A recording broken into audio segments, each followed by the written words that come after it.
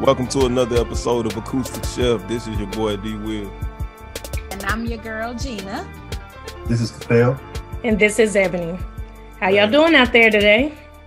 Doing great. Doing real great. What's going on with you? Who is you? You is me. The person who asked the question. Oh, I mean, nothing much. I'm doing good, man. I'm just, living, just trying to, maintain every day by day. I mean, I feel like I'm out of Jumanji a little bit. Like, I think, where the seasons are changing. We've been through a lot this year, and insurrections to freezes to, whole electrical grids being, shut down. So I don't know. I'm just happy to be here and to tell the story. And now roller derby want to tell us we can take our mask off and stuff. Man, That's crazy. Man, don't you think it's ridiculous? It's like, okay, I understand we're all sick of life not being what it used to be, right? So, I mean, I get it. We don't want to have masks on, but we don't understand this disease. Some people still think it's a hoax or whatever, but you finally get people to wear masks, whether they like it or not. You finally get people to put them on in the store. You may have your outliers. So all of a sudden, the governor of Texas is like, nah, we're going to open up everything to 100% capacity and you don't have to wear your mask anymore. Somebody, I don't know, they compared to me that somebody said they created a meme or a post and said, I stopped wearing a mask when Greg Abbott stand up or whatever. Nah, I ain't seen that. That shit funny. I'm not laughing. I am. Yeah, that shit is hilarious. You know what's funny is I didn't even know this dude was in a wheelchair. One of my coworkers sent me a meme of down. So they sent me a meme of a playlist, and his name was at the top. It was like the Abbott playlist or something. No, it said like Hot Wheels or something. And then it had like songs called "We Rollin'" and and I didn't know what it was. I was like, I don't get it. Like, what am I missing? And she was like, he in a wheelchair. I was like, oh, okay. I didn't know that though. I had no idea. Well, but I mean, I feel the same way that most people feel. I haven't heard too many people say, oh, yes, congratulations to Texas. Now y'all can go. I ain't heard nobody saying that. Everybody been talking about how stupid it is. Because the reason why it's stupid is because it's without cause and it's without preparation. Even if you truly believe we're at a point where you can open, the smart thing to do was at least to prepare the people for it and say, at this date, I believe that we're probably ready to open. So in a month, we're going to go 100%. I still don't believe we'd have been ready in a month, but at least you prepare the world, the state for it. You prepare businesses to really be able to like set timelines to where they can like start opening up and change things, put protocols in place for having multiple people in the room rather than having, people spaced out. You give people time to prepare. Not just we going straight 100% and bam, the whole state is like, oh, damn, what the hell? You just dropped a bomb on us. You got schools, people panicking. Trying to figure out, do we still have to wear masks or not? Stuff like that. Like our school is probably going to be fine because we just don't have, it's just not going to be a bad thing. But I'm pretty sure you got schools where you have parents rebelling and students rebelling, probably already showing up with no mask. Talking about the governor said we didn't have to wear them. Right. It was just terrible timing. Even though it shouldn't have happened, we're not ready. We're probably going to be ready for months. But at least prepare people properly, Yeah, he gave everybody a week, but I don't think people got that memo. Yeah, it was a week, but you're totally right. And my thing is the timing of it, right? So I don't know. I know we all have difference of opinions in regards to the vaccine and whether you want it or not. And I'm not here to tell people to get it or not get it, but why not wait until the majority of the state is vaccinated, or at least that vaccines are available for at least 50% of the population. Right. And, it's crazy. So now educators have to try to hurry up and think about, am I going to get the vaccine? Because now we're priority on the list. And it's crazy. And I personally think, and y'all tell me if I'm off base, but it's like, Are you doing this to deflect from what happened with the electrical grids a couple weeks ago? Or are you wanting, since the numbers are decreasing, are you wanting the numbers to go up under this new administration? Like, what's your motivation? And you're doing this right before spring break when you know people are going to be wilding out. Right. How stupid are you, though, as a person to listen to another person telling you whether or not you should wear a mask? You know what I'm saying? This is a life or death situation, so I'm going to err on the side of caution. Yeah. You know, do the masks, are they 100% effective? No, I don't think anything is 100% effective or whatnot, unless you like quarantining in a bubble or something like that or whatever. You know what I'm saying? So I'm going to take the precautions.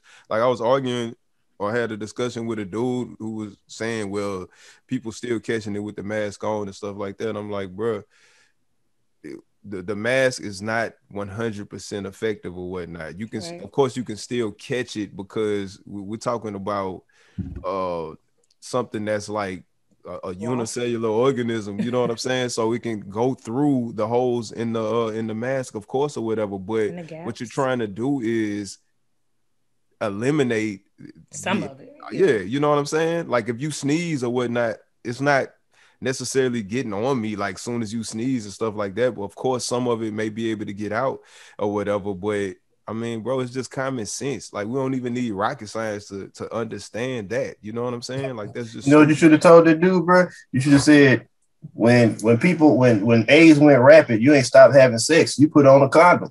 No, they didn't. They waiting on the government to tell them. You know what I'm saying? You put on a condom. Like, with that rationale is like, people still gonna get it. I'm just gonna take my chances. Nah, you see the rationale. You believed in that protection.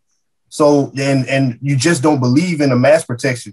But the thing is it is protection. What it does is reduces the risk, just like a condom reduces the risk. But it's the same logic. Just like covering your mouth when you cough or when you sneeze. I don't see people saying, don't take away my freedoms. I'm not going to cover my mouth, you know.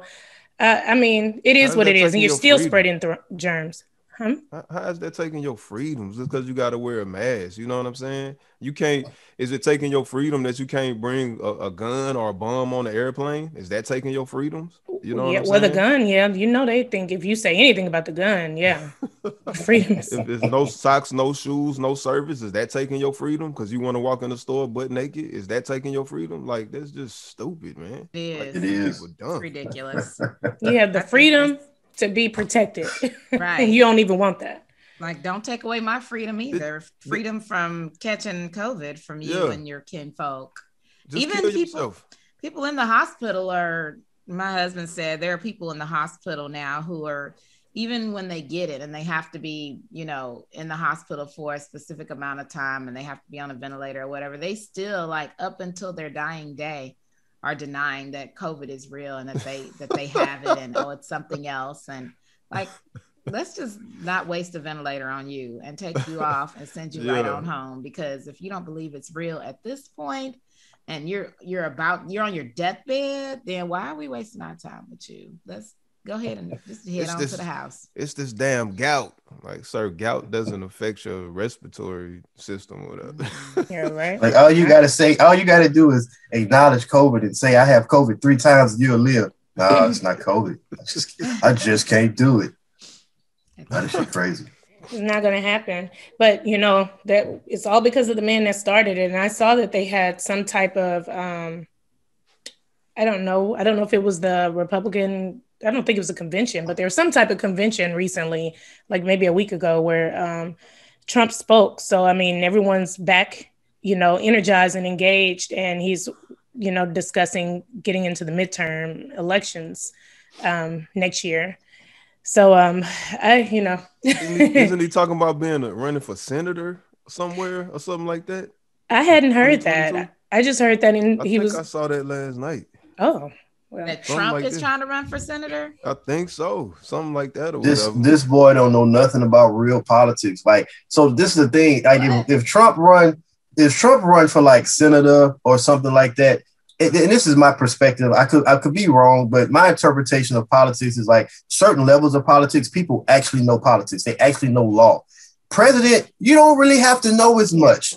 Right. You don't have to know as much because you're not the ones that's sitting in the boardrooms coming up with the policies. vote. Like you listen to the people that come up with it, and you as the president make your decision, and they either veto, blah, blah, blah, all that good stuff. But the people that make the policies, the people that really like do the groundwork, those are the ones who know it. I can't see him being a senator and being effective. He don't know shit. Look, 12 hours ago, former President Donald Trump said Saturday he plans to campaign against GOP Senator Lisa Murkowski in Alaska next year when she's up Alaska, intensifying his pledges to oppose GOP lawmakers who have pushed him. I would not be endorsing under any circumstances the failed candidate from the great state of Alaska, Lisa Murkowski, Trump said in a statement. Stupid, man. This dude.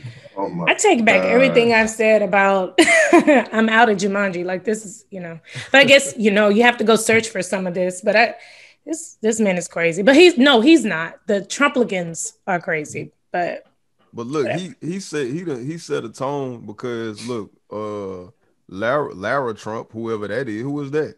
Laura, probably one of his kids. I don't know who that is.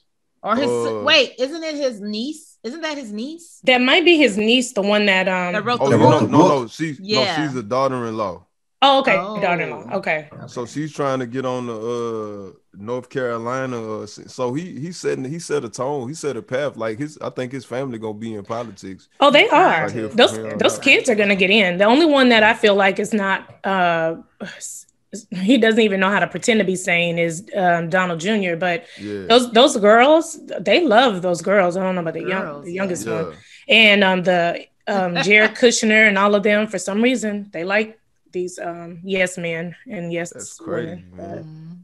Those two boys, I can't see those two boys winning an election. But then again, I couldn't see their dad winning an election. But I don't know what to say about Beavis and Butthead because every time I see them on TV, they're saying something that doesn't make any sense. Like one of them said, and I don't know which is which. I can't tell them apart. That's why I call them Beavis and Butthead.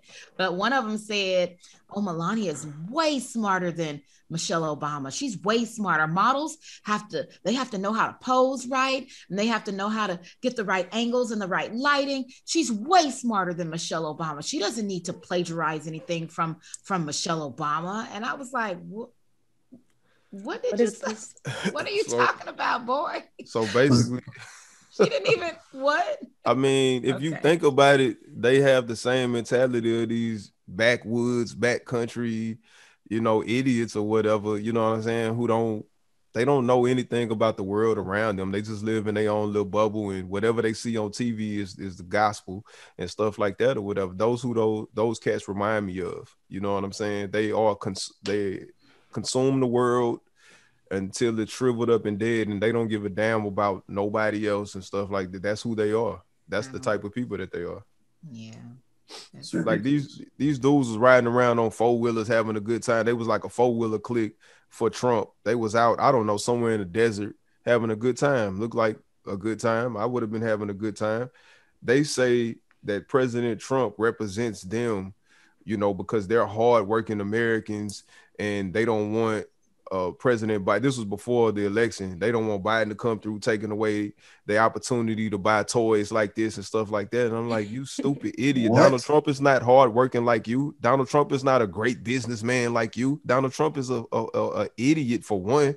For two, Biden never said he was about to take money away from, like, bro, these people, they just stupid. They just believe whatever they hear, whatever they see on TV. And you're right, because I think about every election, regardless of who's running, how I'm always having to hear, they're taking my guns. They want to take my guns. And I've never heard a president say, I want to take your guns. Now, after some of the elementary school shootings, I've heard, we don't want people having military style weapons and all of that. And I think the government needs to take a hard look at themselves, because there's no way we're just getting military style weapons unless you're creating one on a 3D machine printer, so we got it from somewhere. But it's like, why do you keep using that as a talking point, and why do y'all keep falling for it? Like, nobody's taking your gun, and that's it. That's really left up to the states. That's not even at the federal level. You know what? Let's are we ready to switch? To pivot? Yeah. So Capel is my dog. This is my brother, man, and he's usually on point. me and his opinions usually align with each other. You know what I'm saying? This don't have nothing to do with what we was just talking about, but I just thought about this. This dude told me that he was going to get some wings the other day. I'm like, where you getting them from, bro? He said, I'm going to Checkers, because this the closest, place to the crib or whatnot. And I say, Checkers? They got wings? They got something besides the Buford or they whatever? Do. So he's like, yeah, they pretty good too. I'm like, all right, that's what's up. They are. So clearly he about to say they not. I didn't even know Checkers were still open. I love Checkers. I went by Checkers probably 2 days after you said that, the same one that you go to, and I saw the picture up there. I'm like, the wings look pretty good. They do look good. Let me go ahead and give me some wings or whatever. I got 5 damn wings and fries and a drink, which was water, for $10 for one. 5 wings and some fries for $10. Wingstop is not even that high. And the wings was trash. They were trash. I apologize for your experience. Wait a minute, which one was it? I feel like I need to know. It's one out here by my house. This is actually a newer one that has been there for maybe a little over a year. But it's on my, I stay out past by Brookshire Katy area, by the Love exit. I mean, it's way out. So if you don't drive out, like when you're going to San Antonio. But it's like in the back. It's hard to get there. Like you're not gonna just see it. You got to know it's there to go. And but anyways, I mean, me and my wife, we've been there several times, and the wings are fine. They nice size. They got good flavor. They don't have that many flavors. They got buffalo flavor, spicy. I mean, mild and like spicy. Then they got barbecue. They got garlic parmesan. They got what's the other one? Lemon pepper. So that's it. Now I agree. They are on the expensive side. I don't get fries in the drink. We just get the wings or whatever. So I don't do the combos. So the price is a little high for what you get, but they good. I mean, it's fast food though, and they're good in a pinch. Like when you want wings right now, you ain't got time to order, stand in line and wait at Wingstop or anywhere else. You can just go there, order. And get them. There's one by my house, and anytime we do fast food, I'm like, I don't care where y'all going, but somebody needs to stop at Checkers for me. And I'm gonna have to take y'all on the wings capade. Wing run. You know what I'm saying? I mean, dude, I'd have had wings in lots of places, bro. I'd have had wings in lots of places. And like I say, Wingstop is good because they have a variety of flavors, but they also have low quality wings. They have little ones. You know what I'm saying? They don't have like big juicy wings. It wasn't a variety or whatever. They was hard fried wings. I could tell that they got them wings out of a bag. They was pre-frozen. They was probably pre-cooked, like flash fried, and then put in a bag. Because they're fast food, probably though. Yeah, so I get that, but you can't then sell them for $10. You know what I'm saying? And at the same time, I can't argue with you on that part. I'm with you on that part. Yeah. I've gotten wings from Walmart. You know what I'm saying? Like that they cook in they little deli. They got some pretty solid wings. Wings, yeah, they hold hard. Yeah, they got some solid wings or whatever. Those wings was not. Yeah, they were solid, all right. Hey, bro, you gotta do a more of a. Maybe I went on a bad day. Yeah, you gotta do it. Give it at least one more chance. To have a true opinion about it, like a true assessment. I mean. But I mean, take them back. If they wasn't right, why didn't you say, "Oh hell no, these bricks, I'm not eating this." I ain't that man. I don't never do that. I pretty much accept what they bring me. I bet your wife would have said, "Hey, what? No, we're not eating these." She didn't say nothing. Did she get some? No, I was by myself. I was on. You snuck off and got some wings. You know how we do. This bag. This is not worth our money. No, I don't be tripping like that, man. I just accept what they give me and just never go back. Yeah, I have a cousin like that. I have a cousin, my cousin's mom. She'll go and get like some Popeyes, and if the biscuit isn't the way she wants, it doesn't matter how long. She'll sit it in her car. She's like, "I'm taking these biscuits back." I'm like, "Yeah, but you bought it like a week ago. It doesn't matter. When I got it, it was hard." I'm like, "Well, how are you gonna prove that?" Damn. One of my boys, oh my God, every time I'm on the phone with this dude and he ordering stuff or whatever, I'm just cracking up. He killing me or whatever. Because anytime we done been somewhere, he orders something. He always ordering stuff that's like, it's not designed to be that way. You know what I'm saying? Like stupid stuff or whatever. Like, you want special order. Cheeseburger, no cheese. Yeah, he'll go to I was on the phone with him, and he went to KFC or whatever, and he go through the drive-thru, and they like, can I take your order? He like, yeah, I want to let me get let me get a 3-piece and name this size and stuff. Hey, but I don't want them steroid wings. I want the regular size wings or whatever. Like the person like sir, okay, so you want a 3-piece and such and such. Yeah, but I said don't give me the steroid wings, just give me the regular. I don't want them big old wings like y'all be having sometimes. Give me the regular size wings. I'm like, bro, how they supposed to know? How they supposed to gauge that? You know what I'm saying? Like he be asking for the crazy, he be serious too. I'm like, oh my God, man, bro, if I worked there, I'd be like, we give them all the same steroid shots. Some to get better. Do that. I do that because I don't want the food that's been sitting there. So I'll say, okay, can I have I want the Big Mac or whatever, but I want the lettuce on the side and also the sauce on the side, because then I know they have to make a whole new one like right then. Yeah. And it ain't been sitting there for a long time. And then I just put it on. I'm gonna put it on there anyway, but I just put it on the side. And then but you ain't never did nothing like, hey, give me the Big Mac and I want 3 bottom buns or whatever. You know what I'm saying? He'll do something like that. So they like, sir, what we gonna do with the top buns? You know what I'm saying? Oh shit! You gonna get all these buns? I order something off because I want them to prepare my food fresh. I don't want the one that's been sitting there. That's probably why your wings was hard. You ain't vary your order. Nah, and they have been sitting there. What I'm gonna tell them? How I'm gonna tell them? I think they was fresh because they was hot. Don't matter. Unless they just dropped them. Yeah, you need to say, I want these wings and I want all flats. Or I want Guess all what I'm gonna drumsticks. say? Guess what I'm gonna say? I ain't gonna say nothing. I'm never going to Checkers again for wings. I might get the Buford or something like that, but that's about it. But did y'all get a chance to watch the new Black Excellence movie?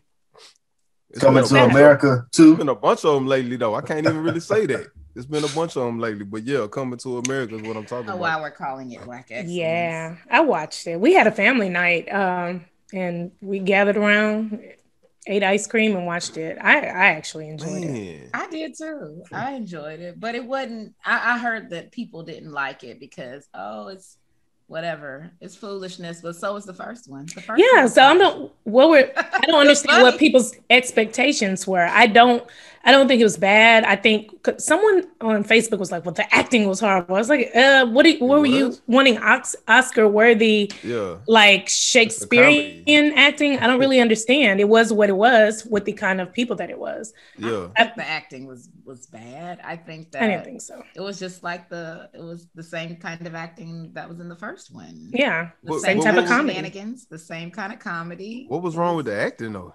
Nothing. People just wanted to have something to say and say, well, you should have left the first one along.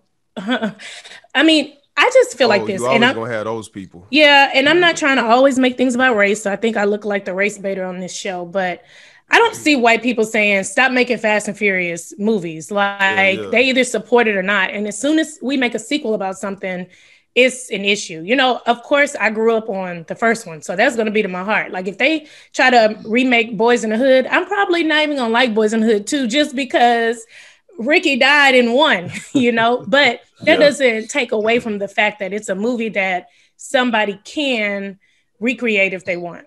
But what if Ricky had a bastard son that he ain't know about because he got high and had sex? Oh, God, the recreation of that part was really interesting to me, and how I didn't like that at all. I would rather for them to have just implied it or just said, "Hey, this is what happened," but not trying to show it. Like, why did they have to?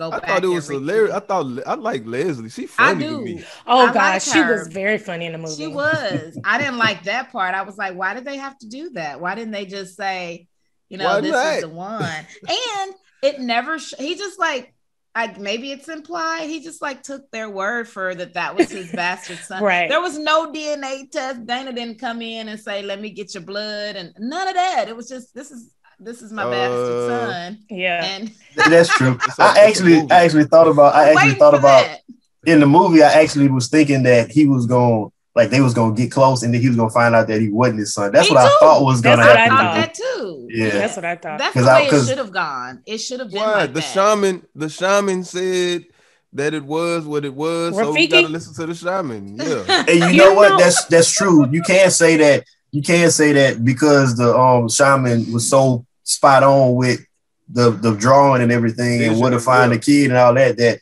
That was his proof right there. So it's like they covered their tracks. They did cover their tracks. That is an explanation as to why he knew it was his son. Yeah. I think the shaman should have been proven wrong and retired in the end because he couldn't see the visions anymore. And but Regina should have, because I was trying to figure out.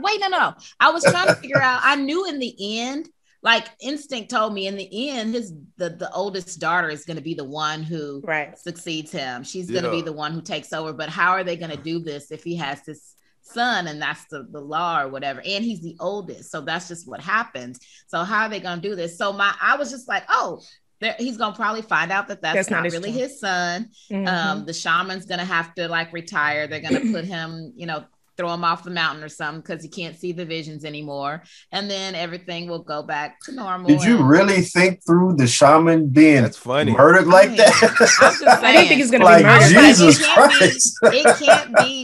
He can't be the son. He can't be. Like, how is this? Right. But think about it. So the shaman never been to America, but he got the kid right, and the kid's mom was the woman that Arsenio. Well, I can't remember. Simi. That Simi and Eddie Murphy was with in the so I feel like they covered their tracks. I mean, it could have went a different way, but I feel like they covered their tracks with explaining like how they knew it was his son without having to go through the traditional proving of this is my child or whatever.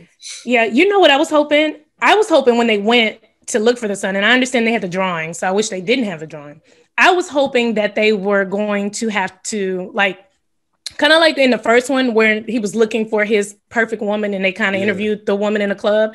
I was hoping that there was some way where he's like, I'm looking for my son. And everybody's like, you're my dad. So like the first child that he thinks is his child is like somebody like Uzi Vert or something. He's all like, oh my gosh, that's my child. Like y'all wear skinny jeans. You have a jewel in your head.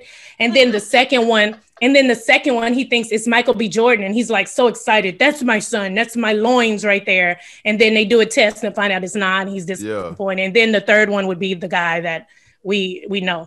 So I was hoping that they played around with that a little bit because it would kind of like show current culture and like how kids look and act differently now. And I know you don't want to like negative connotation on how kids are dressing or whatever, but I just thought that would have been funny. Like, oh my gosh, is that my child over there dressed like in pajamas?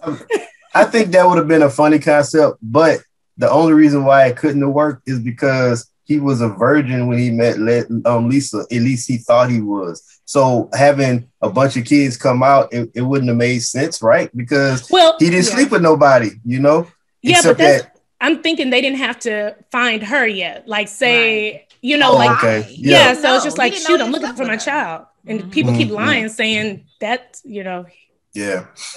Yeah. I think both of those ideas outside of killing the shaman would have been good ideas. Been thrown off the mountain because who died in any Eddie Murphy movies in his comedies, Gina? I don't know, but that would have been a good twist to have him thrown off the mountain. Why somebody had to die? That's not a twist. I wanted him thrown. I wanted him to find. This is what I wanted to happen. I wanted him to, get there and be, assimilate all into the princely lifestyle and, get his royal penis is clean, Your Highness, all that kind of sort of thing, and then go ahead and marry the daughter of the other guy, Wesley Snipes' character, Tiana Taylor, which by the way, she looked fabulous. I love that girl. She's a baddie, always. She is, and like I wanted him to all go the ahead women and were beautiful in that movie. They were, but I love Tiana Taylor. But we not like Tiana right now.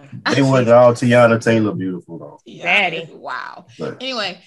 I wanted him to go ahead and marry her. Like I should have been they should have let me edit the script. He should have married her. And then later on, like after he married her, found out the DNA test comes back and, oh, he's not my son. What?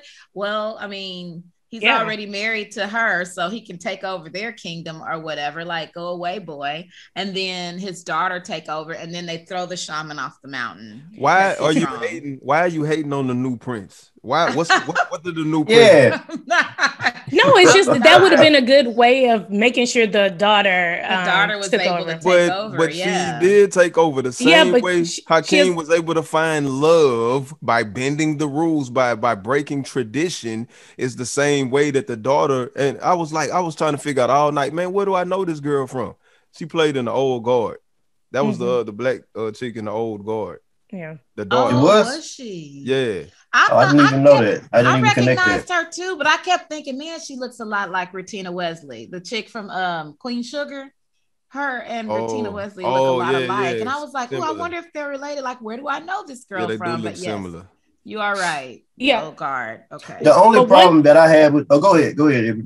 No, I was just gonna say one other variation I would have liked is like once they found out he had a bastard child, like Daryl with the Jerry curl, he should have came back and tried to win over the wife and be like, look, you see, I still love you, and look, he cheated on you. You should be with me. And then Patrice, the sister, should have popped up somewhere. Yeah, we was talking about that. So before I talk about the only thing I didn't like, we was talking about how there were so many reoccurrences in the movie, people that didn't have to be in the movie. They was in the movie, like even the twins at the end. That rap, they didn't even have to be there, but they were there. So there was so many occurrences. So like, it makes me wonder, like if Patrice and the Soul Glow, I can't remember his name. Daryl, who is Eric LaSalle. Are they? Eric LaSalle, yeah. Daryl good. He good. He had a career after, but I've never seen her on anything else. Yeah, it made me wonder like what's going on with them, because I just felt like they would have had a role in the movie somehow, especially the sister, not Daryl, but the sister for sure. Definitely, yeah. Like I wanted to actually look it up because like I speculated that maybe the mom actually passed in real life, because they could have easily written her into the movie. Like she didn't have to be, she didn't have to be deceased. Prince Akeem's mom. Prince Akeem's mom. So it makes me wonder if she was in real life. See, and that's what I assume. That's what I assume, because I feel like she would have been. They probably would have had her in the movie. They probably would have written the movie to where she was still alive if she was actually alive. So it makes me wonder if Patrice, the sister, is still alive, because she had a very important part in the movie, and I couldn't imagine her. She was in Africa when Lisa got married to Prince Akeem. So I wonder if she's still alive too, or if she's doing bad or something, because I can't imagine her not being in the movie. It didn't make sense that she wasn't in the movie to me. Well, I know Eric LaSalle opted out. Now, I don't know about Patrice, but for some reason, Daryl didn't want to do it. I don't know if he had some other things going on. So, okay. But see, they were going to put him in the movie, so that they were trying to put it seemed like they was trying to like bring everybody back. What would he have? What role would he have played? I just told you. He was going to come and try to get his woman back. How was he? So he was just gonna go to Africa. He was gonna find Zamunda. He was gonna make it inside the kingdom and all of that stuff. I mean, Eddie or Akeem lets everybody in. You just come up there. He let Uncle Reem in there. So that's it. Okay, if you and Gina would have wrote this movie, it'd have been 5 hours long. No, it wouldn't have been. It would have been. We would have taken out a couple other pieces, and this would have just been a replacement, or it'd have been 10 minutes. It wouldn't have been a comedy no more. But I think Daryl could have been a villain in the movie. He could have somehow connected with like he could have found out exactly. He could have found out that Prince Akeem was trying to find his son. He could have connected with Wesley. They could have got a double team, so they both could get revenge. Like that would have been a good good plot. Or they could have found out that Daryl sent Leslie to kind of rape Eddie. What? You were dealing with these dark. Oh my God. He was raped. He was raped already. So that's what I'm saying. Like, really? Oh, okay. I didn't understand why some of the characters were there. Yeah, it was a date rape, but like, I love Lunel. She's funny, but did she even have lines in this movie, or was she just there? She was just there. I think she just said a sentence. I think they just brought a lot of people back that was in the first one. They should have brought back Samuel L. Jackson. She wasn't in the first one. Samuel L. Jackson. No, she wasn't. She wasn't. Oh. That's why I'm like, why was she there? But they should have brought back Samuel L. Jackson for a cameo as well, because his part in the first one was funny. Well, at least they showed the back when he was in McDowell's getting beat up. What happened to Simi though? He can't fight no more. What happened to him? He did kind of fight a little bit. He had some moves. He had some moves. Nah, Simi was cold in the first one. Well, Simi is a senior citizen. They old now. Those barbershop guys should be dead by now. Why the hell were they still there? Why were they 30 years I said the same thing. I was like, them boys, they look the same exact age too. It's like they stopped aging when they was like 60 and they just stayed that same age for 30 years. That boy called him Kunta and Ebola. Hey, and I like the exchange between the new prince and that white guy, the boss at the beginning or whatever. He was like, I can't wait till it comes out that you was at a party in blackface. And he was like, it was Will Smith on Aladdin. It was blueface over the blackface.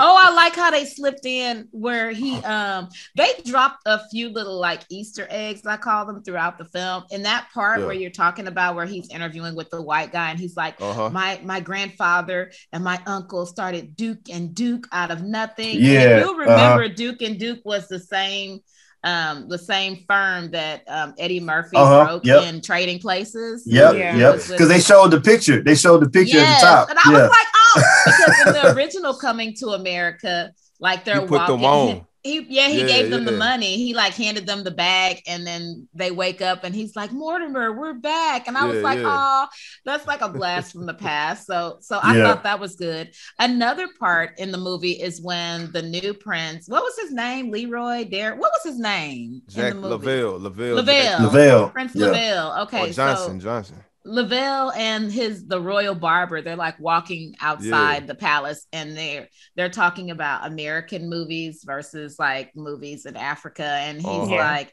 and she's like, oh yeah, how they make sequels to movies that nobody ever asked for. And I'm like, literally, Message. This is one of them. No one asked for this. But I like how they dropped that in there because people were saying that for so long. We don't need a Coming to America to leave the original alone. It was shut the hell up. This ain't just your don't movie. Watch this it. Ain't your production. This ain't your direction. Just go. Not just your money.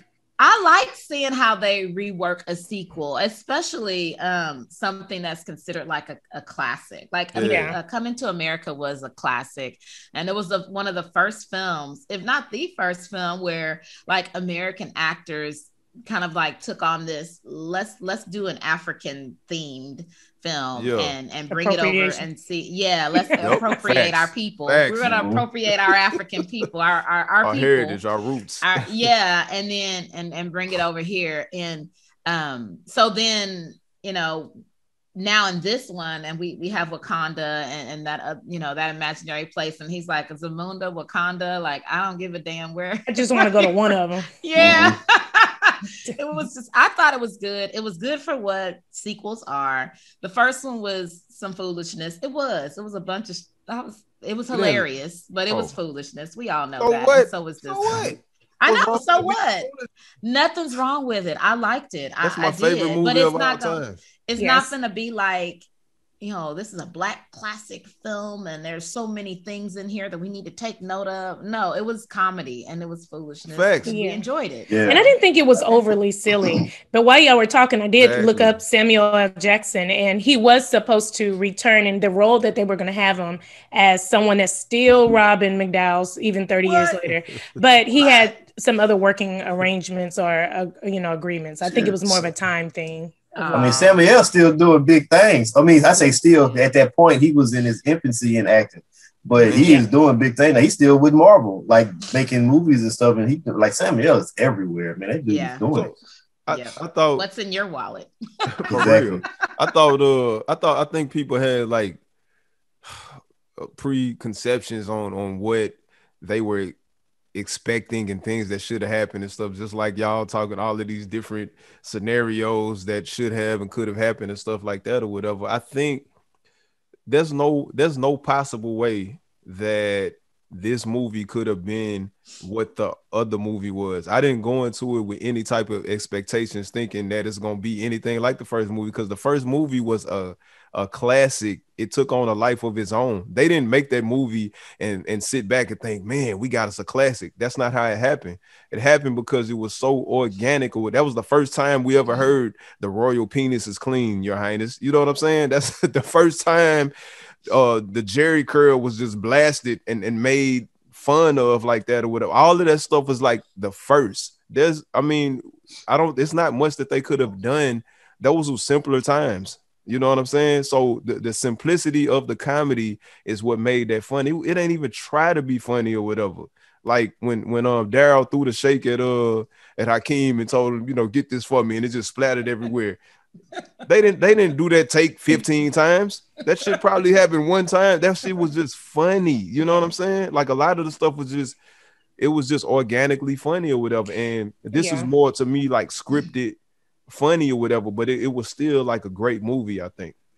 I agree with you, but I also feel like the things that we think were so classic and fun, people probably didn't think that at that time, right? Yeah. So they probably were like, "Oh, this is funny," because comedy was limited, especially seeing blacks on the big screen in that manner.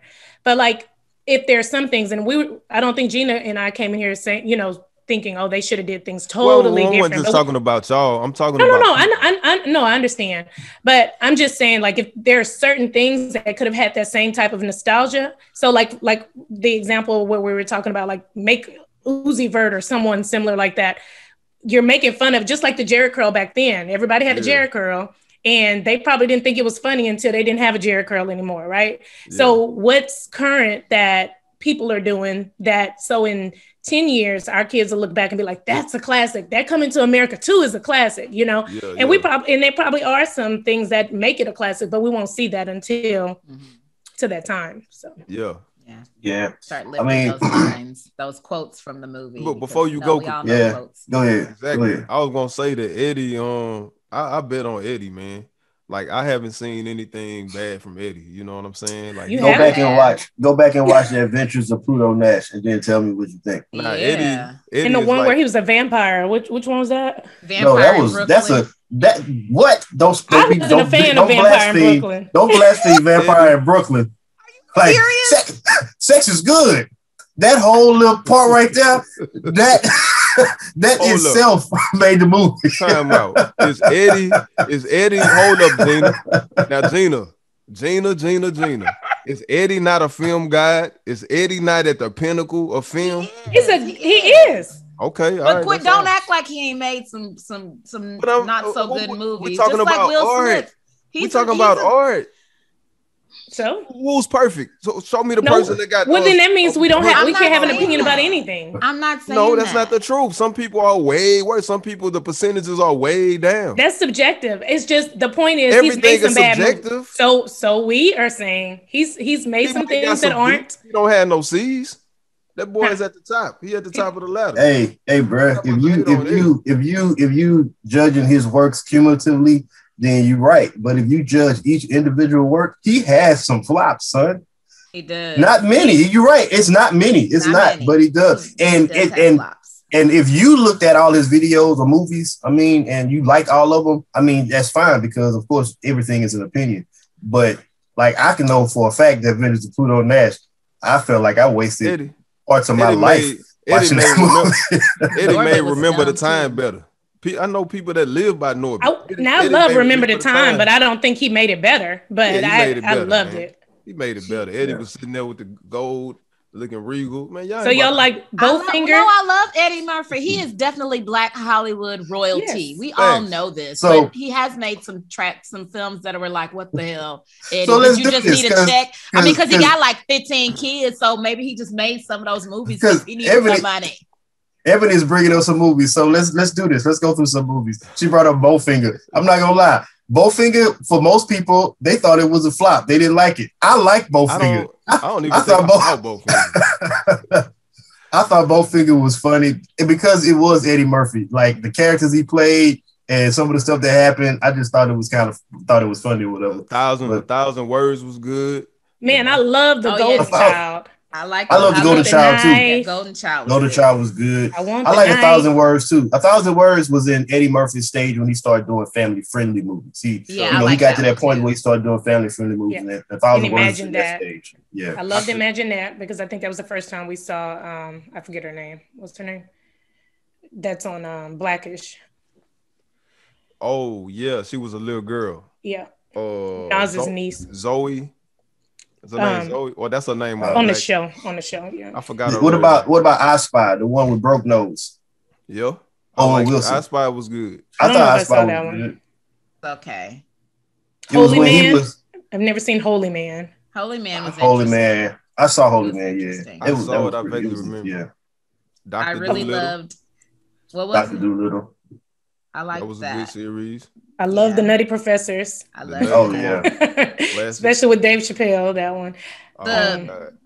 The Beverly Hills Cop, the first one and the second one were pretty awesome. I wonder why he didn't do more action movies. 48 Hours. Thanks. Yeah, I like 48 hours. Yeah, I like another 48 hours was good also. There was a sequel to that one. Mm-hmm. Come on, bro. Look at all of these A+ movies. Yeah, he's a good actor. Yeah. Nobody. We also think he should have We won an Oscar by now. He should have definitely won an Oscar for Dreamgirls, and he was pissed off. He don't have an Oscar?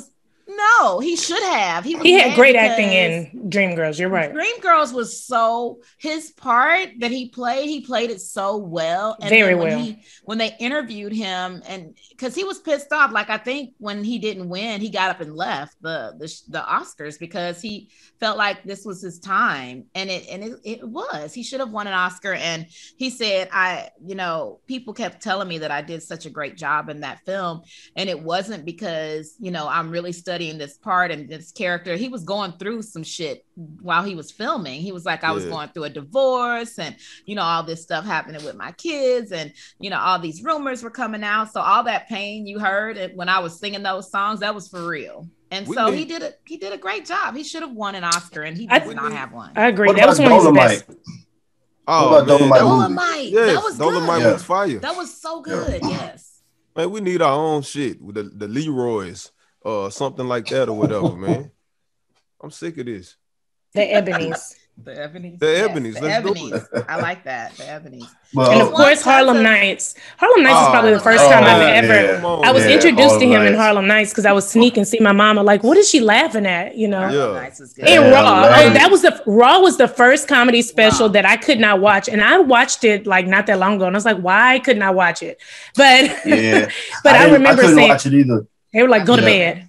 Yeah, when I was little, I could not watch it. I didn't watch Raw, so I was an adult.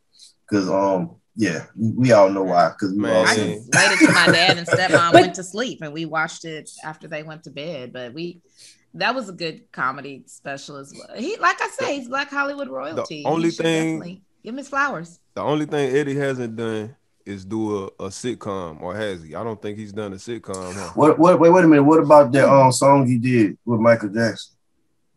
What about that song? You remember he did put out an album at one point, didn't he? Yeah, the album he put out. Yeah, what about that? My girl wants to party all the time. Party Hey, if you was in Hollywood at that time, I think you had a good time listening to that song. Everybody had an album back then. But no sitcom, no. That's why I still got to put Will at the top, because Will had Will. No, but you know what? I can't look at it that way, because Will did a sitcom because Will wasn't like Eddie Murphy started off hot. He started off hot. Like sitcoms wasn't the thing to do then. It was movies. Yeah, Will Smith. They're in different. Yeah. Will Smith built himself to become a star. He didn't start off as a star in acting. That sitcom is what made him what he is. So I can't really look at it that way and decide which one of them is at the top. Live. He was on, it wasn't a sitcom, but he was on every week, Saturday night. Oh yeah, right. That's what I forgot. That. I forgot about Saturday night. And the PJs. He created the PJs. Yeah. He was. So I forgot about that. That's sketch comedy, so I can't.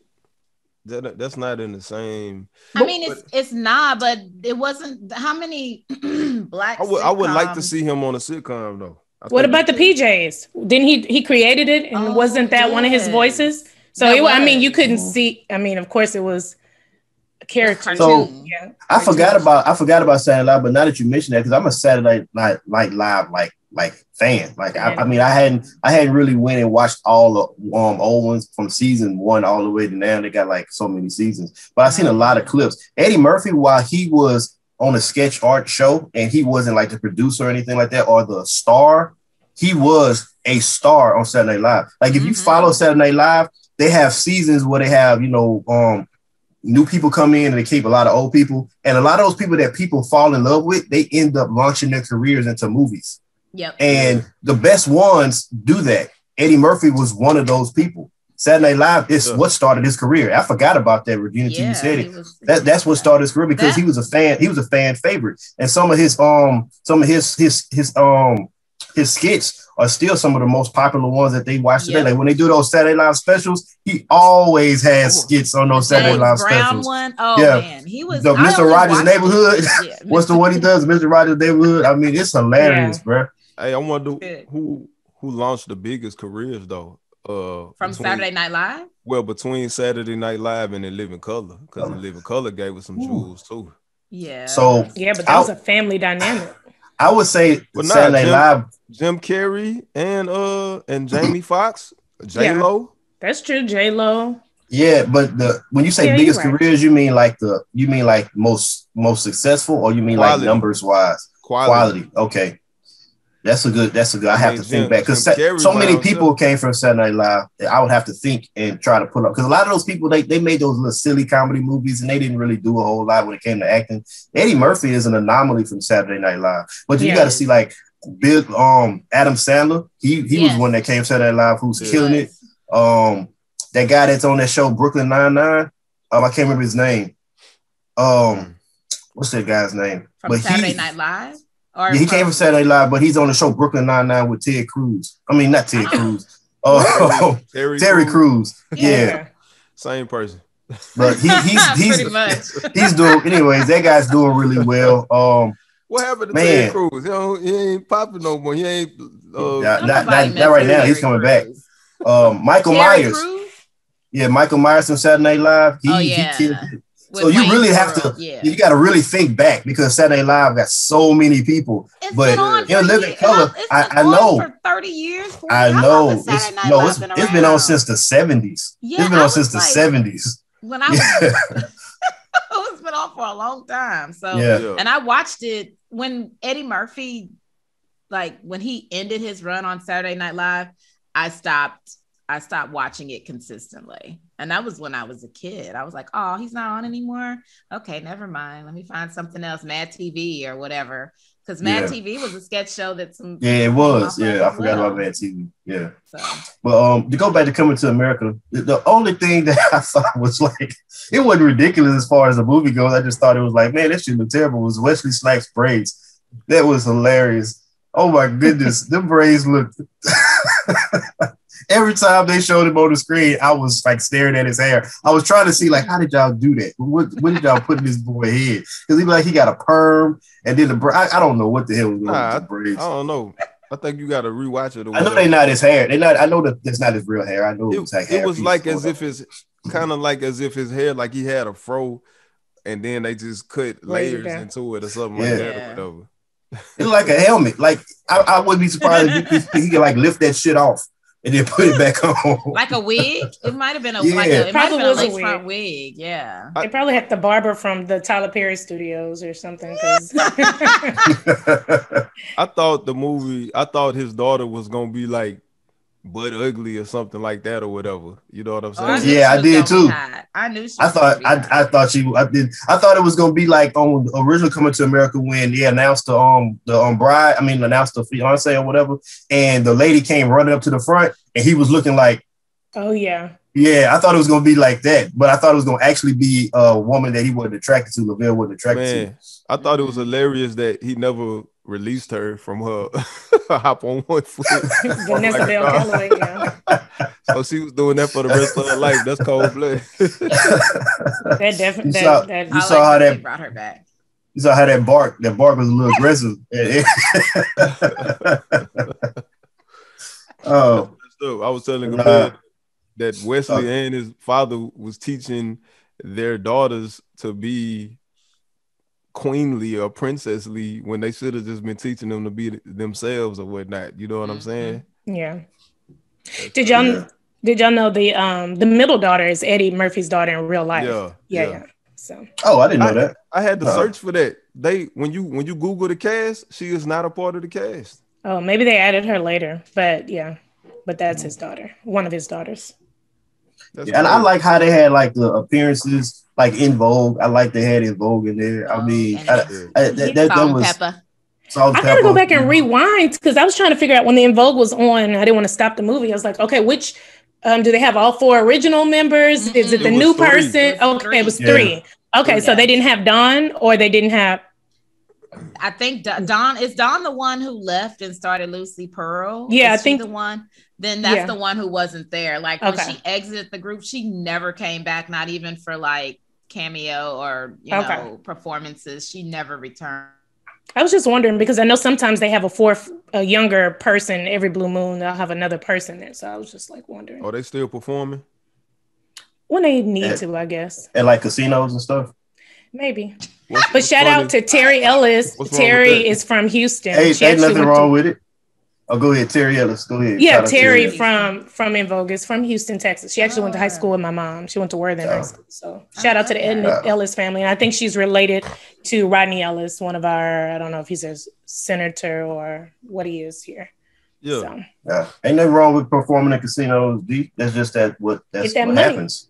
That's what happens. That's what a lot of folks who used to be mainstream, they start performing at places like Boyz II Men had a run in Vegas. They had a long run in Vegas. I think they're still there, or at least they were when I went at the end of 2019. They're doing they call it residency or whatever. Yeah, residency. And Mimi, Mariah, she had one too.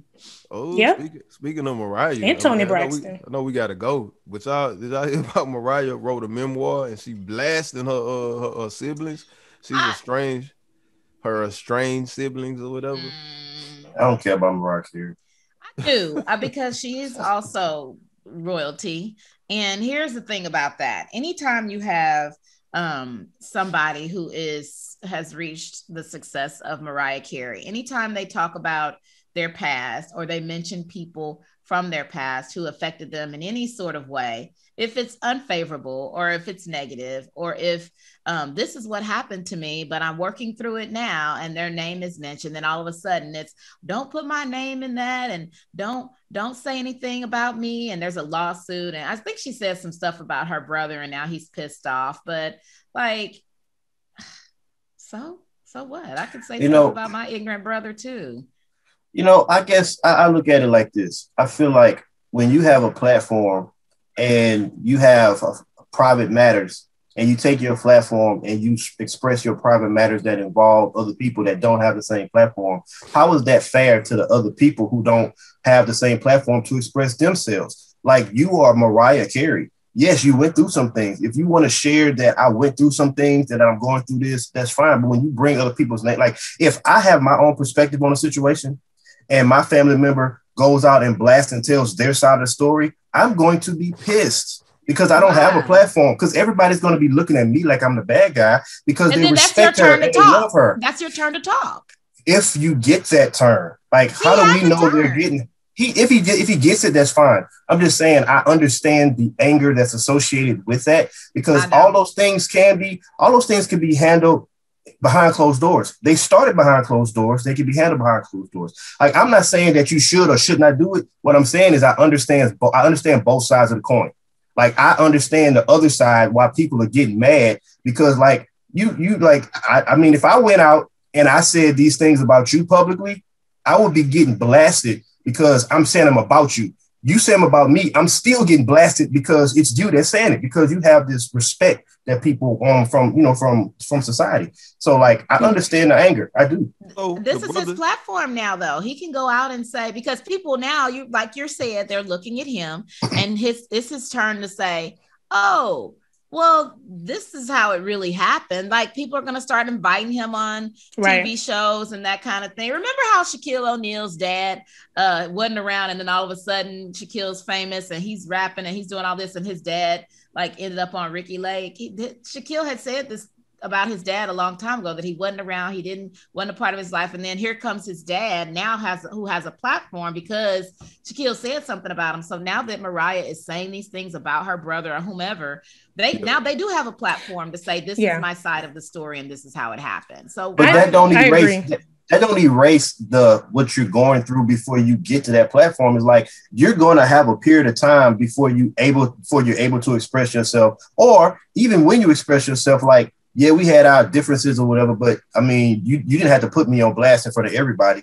Like, I mean, so something about Shaquille O'Neal and his dad, to me, that's different. Like when you are a deadbeat dad and you're not in your son's life, and then people like that, I mean, that's whatever. But this is brother and sister stuff. I'm pretty sure he got his perspective on what she did or the role she played is she did something wrong to him. Like usually that's how those things go. So for her to blast it, that's fine. But don't expect that this dude not gonna be pissed off about it. Don't expect that family. Like, that's what I'm saying. That's my point. No, if she's saying her truth, all he got to do is send out one tweet, and people are going to be all over it because they're watching now because of what she said. So I don't. Yeah. It's her truth. Is he mad at her because she said things from her perspective? I mean, that's fine. Be mad all day long, but no. All I'm saying is, if she does that, don't be surprised that what comes afterwards. Like when people start, because a lot of times what you hear like the celebrity, and I'm not picking on her, I'm talking about in general, because this is what usually happens. The celebrity comes out and they say stuff about the family, and then the community, the society that hears that automatically paints the other side in a negative light. Because the celebrity came out, oh, that's why she was doing this, or that's why this happened, because they're going through so much, blah, blah, blah. And the other person is already the bad guy. So when they start doing lawsuits and stuff, like, don't be mad at them either. Don't be mad at them. I'm saying it can't be one-sided.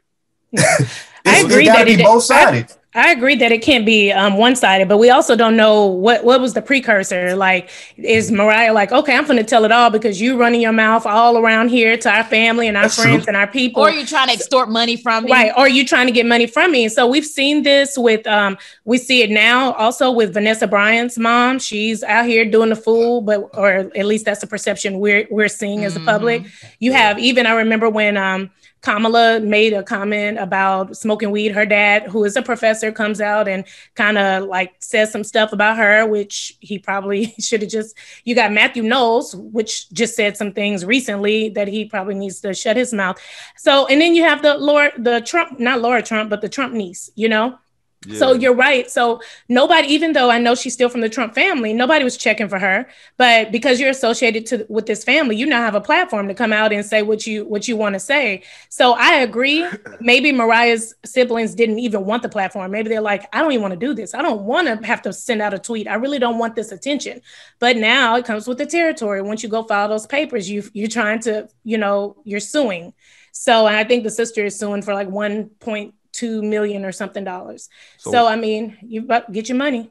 So it says Allison, which is Mariah's sister, 54, a former prostitute. When they say a former prostitute, I wonder like how did she make a career out of prostitution, or she just did it one time? But anyway, suffered a near brush with death in Hawaii last year, but made a recovery. However, she still needs brain and spine surgery. Morgan, which is her brother, Mariah's brother, urged the hitmaker to acknowledge the family woes in an appeal made via the publication.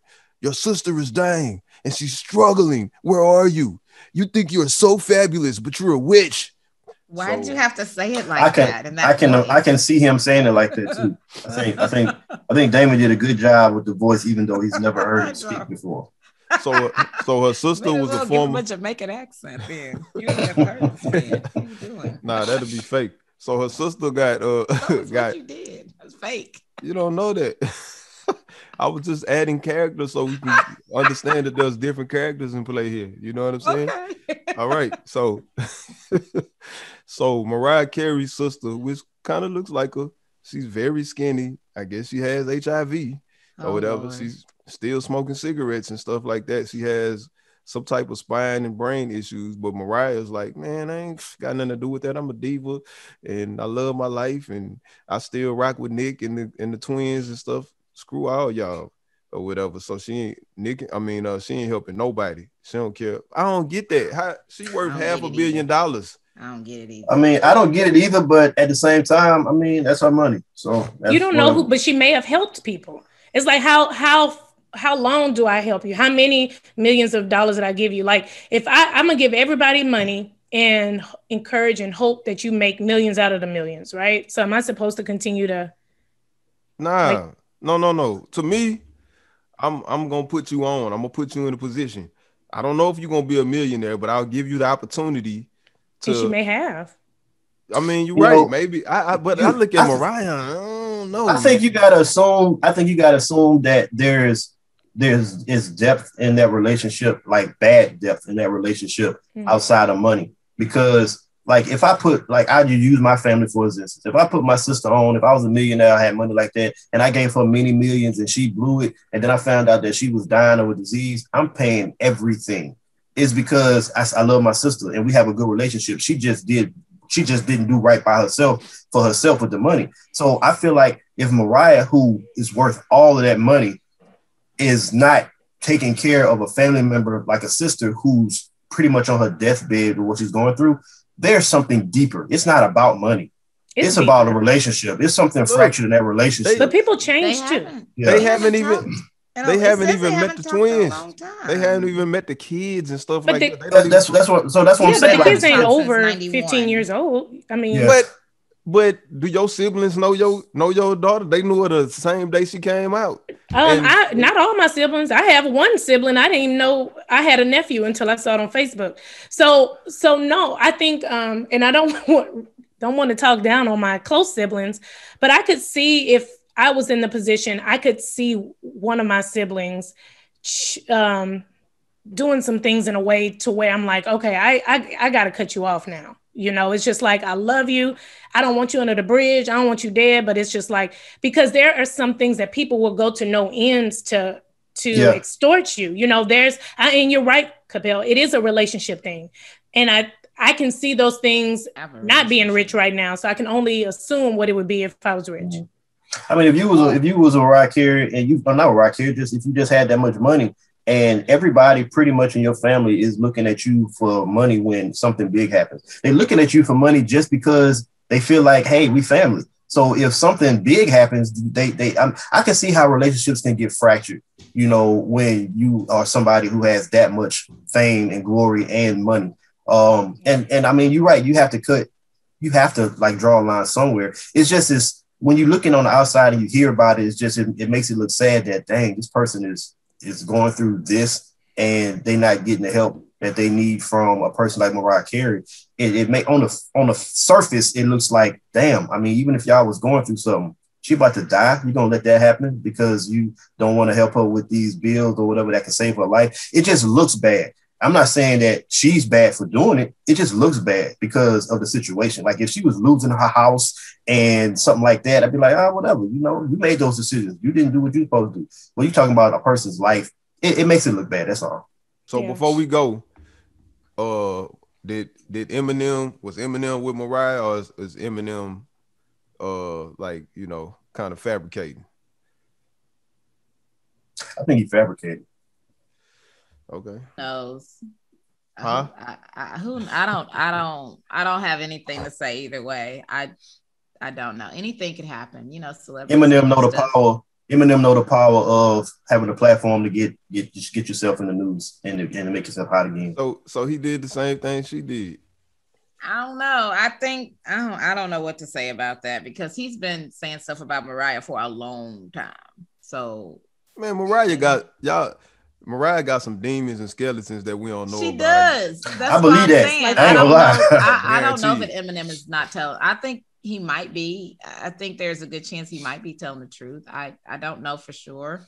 Like I can't speculate because I know Mariah has her issues and so whatever. I don't know. Yeah, I guess anyway. My thing is does it really matter if they were together or not? Like I just don't like people that kiss and tell. I don't like people that have to say who they sleep with and tell all of their relationship business when, you know.